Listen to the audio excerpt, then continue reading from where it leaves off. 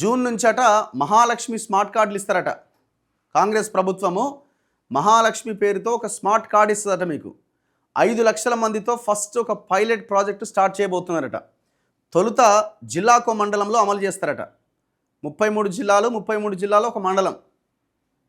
రాష్ట్రంలో మహిళలకు ఉచిత బస్సు ప్రయాణం మహాలక్ష్మికి సంబంధించి స్మార్ట్ కార్డులు త్వరలో సిద్ధం చేయాలని ఆర్టీసీని ప్రభుత్వం ఆదేశించింది.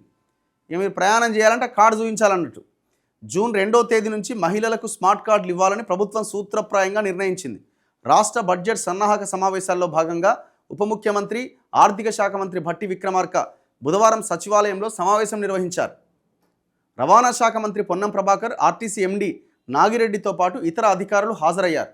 2026-27 రాష్ట్ర బడ్జెట్లో ఆర్టీసీకి నిధుల కేటాయింపు ప్రతిపాదనల్ని ఎండీ నాగిరెడ్డి భట్టికి వివరించారు. ఈ సందర్భంగా మహాలక్ష్మి ఉచిత ప్రయాణానికి సంబంధించి మహిళలకు వీలైనంత త్వరగా స్మార్ట్ కార్డులు అందించాలని భట్టి ఆదేశించారు. దీనికి సంబంధించి ఎండీ 3 రకాల స్మార్ట్ కార్డుల్ని డిప్యూటీ సీఎం మంత్రి పొన్నం ప్రభాకర్లకు చూపించారు. తొలుత జిల్లాకో మండలంలో పైలట్ ప్రాజెక్టుగా అమలు చేస్తామని, సాంకేతిక సమస్యలు ఉంటే పరిష్కరించి ఆ తర్వాత రాష్ట్ర వ్యాప్తంగా ఈ స్మార్ట్ కార్డులు జారీ చేస్తామని ఆర్టీసీ ఉన్నతాధికారులు తెలిపారు. 3 రకాల స్మార్ట్ కార్డులు రేవంత్ రెడ్డి కూడా చూపించాలని నిర్ణయించారట.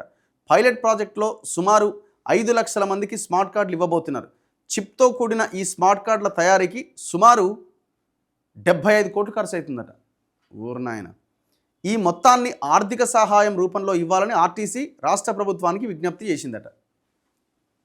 ఆధార్ కార్డు చూపించడు కాకుండా ఈ స్మార్ట్ కార్డు చూపిస్తారన్నట్టుగా అలా మొత్తం వాళ్ళ డీటెయిల్స్ ఉంటాయి. మరి అది స్కాన్ చేస్తారా లేకపోతే ఆ కార్డు చూసి ఓకే అంటారా ఏమో. మొత్తానికైతే ఇది ఇంకా స్టార్టింగ్ ప్రారంభ దశలోనే ఉన్నది. అండ్ ఇంకొకటి మీరు పెట్టాల్సింది ఏంటంటే, ఇప్పుడు ఆ స్మార్ట్ కార్డుకి ఎంతో కొంత రేటు పెట్టండి, తప్పేం లేదు. ఫ్రీగా మొత్తం ఏమి ఇవ్వాల్సిన అక్కర్లే. దానికి ఎంతో కొంత రుసుం చెల్లిస్తే బెటర్గా ఉంటుంది. కొంచెం బాధ్యతతోని అందరూ వెళ్ళడానికి అవకాశం, లేకపోతే ఇష్టం వచ్చినట్టు ప్రయాణాలు అయిపోతున్నాయి.